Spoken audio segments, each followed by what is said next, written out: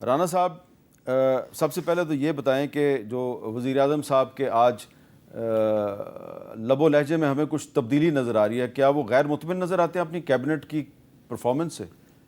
نہیں، میرا خیال ہے کہ جو 100 دن کی کارکردگی ہے،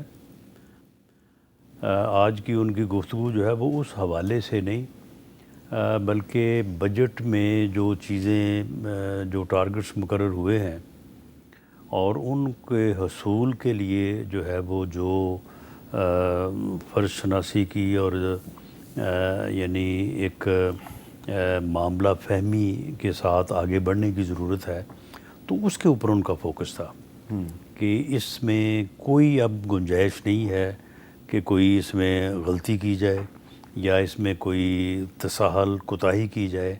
ہم نے ہر قیمت پہ جو ہے وہ ان ٹارگٹس کو جو ہم نے مقرر کیے ہیں ان کو حاصل کرنا ہے، تو تبھی ملک جو ہے اس معاشی بحران سے جو ہے وہ نکل سکے گا۔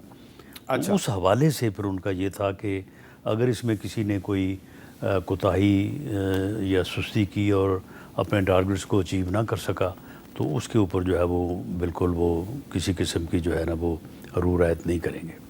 اچھا سلمان اکرم رائے صاحب، یہ جو آئی ایس آئی کو ٹیلی فون ٹیپ کرنے کی اجازت دی گئی ہے، یہ پاکستان ٹیلی کمیونیکیشن ایکٹ 1996 کا اس کا آرٹیکل 54 ہے، اس کے تحت دی گئی ہے۔ معاملہ 1996 سے چل رہا ہے۔ پہلے شاید اجازت کی ضرورت محسوس نہیں کی جاتی تھی، اب اجازت کی ضرورت محسوس کی جا رہی ہے۔ اس پر اتنا اعتراض کیوں ہو رہا ہے؟ خاص طور پہ آپ کی پارٹی کہہ رہی ہے جی ہم اس کو چیلنج کریں گے عدالتوں میں۔ صرف پی ٹی آئی نہیں، میں سمجھتا ہوں ہر ذی شعور اس معاشرے میں جس کسی کا بھی تعلق ہے آزادی اظہار سے، پرائیویسی سے، انسانیت کی تکریم سے، وہ اس کو چیلنج کرے گا۔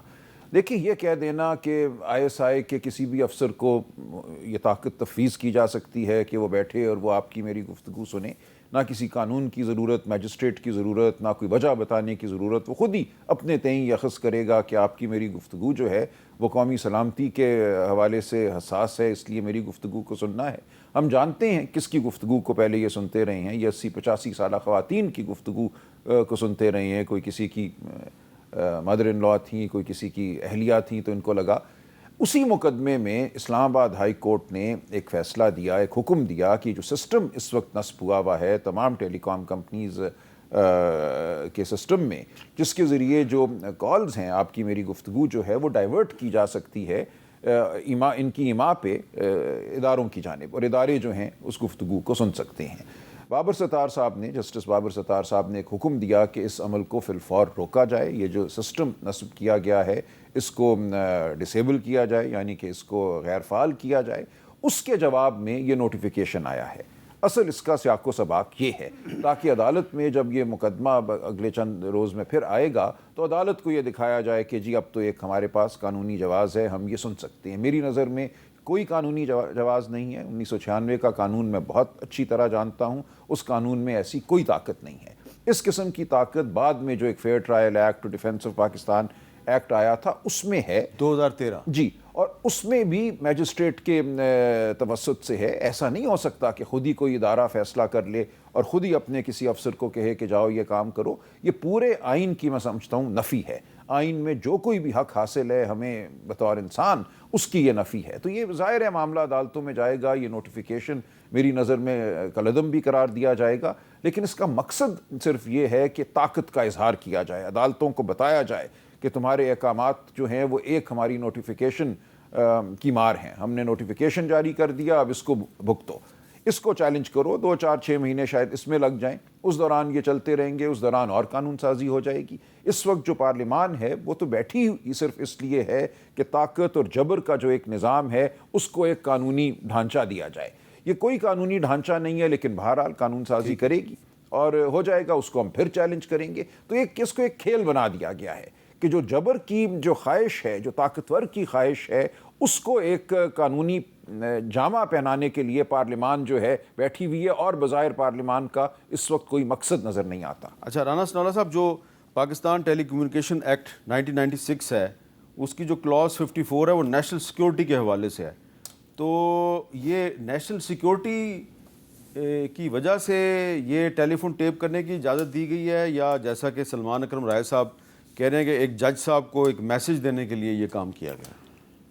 دیکھیں، جو اجازت دی گئی ہے یا جو قانون اس وقت موجود ہے یا 96 سے ان فیلڈ ہے، اس میں جو لکھا گیا ہے وہ تو یہی لکھا گیا ہے کہ نیشنل سیکورٹی کے تحفظ کے لیے جو ہے وہ کوئی بھی ادارہ جو ہے وہ گفتگو کو جو ہے وہ سن سکتا ہے، اور اس تحفظ کو جو ہے وہ یقینی بنانے کے لیے۔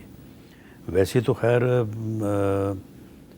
سلمان اکرم راجہ صاحب کے قائد محترم جو ہے وہ جب وزیر اعظم تھے تو ان کا تو اس وقت ویو یہ تھا کہ ایسا ہونا چاہیے، کیونکہ ایجنسیز نے حفاظت کرنی ہوتی ہے، اس نقطہ نظر سے ان کو گفتگو جو ہے ٹیلی فون جو ہے وہ ٹیپ کرنے چاہیے، سننی چاہیے۔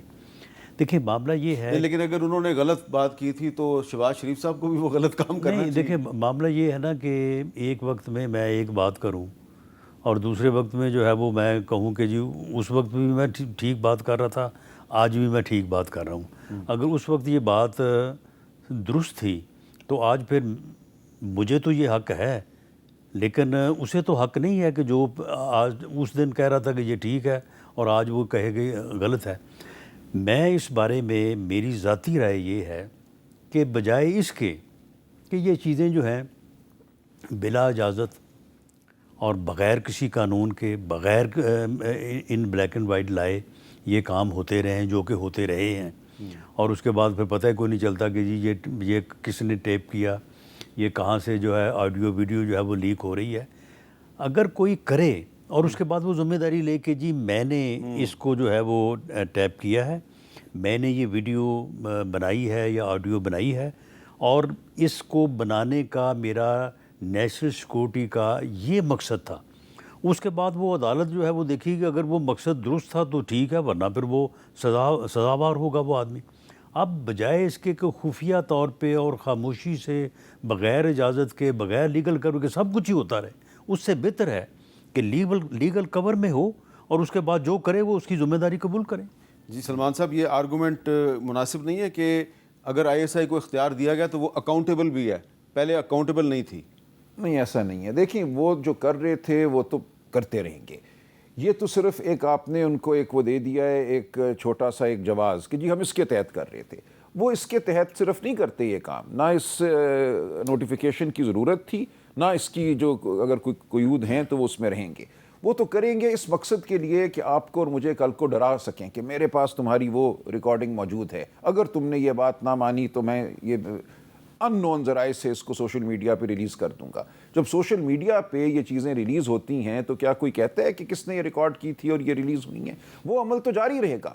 جو ایک ڈرانے دھمکانے کا عمل ہے کہ آپ کی میری گفتگو جو ہے اچانک منظر عام پہ آ جائے، اس کا کوئی نہیں ہوتا کہ کس نے یہ ریکارڈ کی تھی، یہ کہاں سے آئی۔ وہ کسی امریکہ کے اکاؤنٹ سے یا کسی وہ انڈونیشیا کے اکاؤنٹ سے وہ خبر چل جاتی ہے کہ یہ جی ریکارڈنگ ہے، اور پھر پوری دنیا میں پھیل جاتی ہے۔ تو وہ عمل تو چلتا رہے گا، ایسا نہیں ہوگا کہ وہ رک جائے گا۔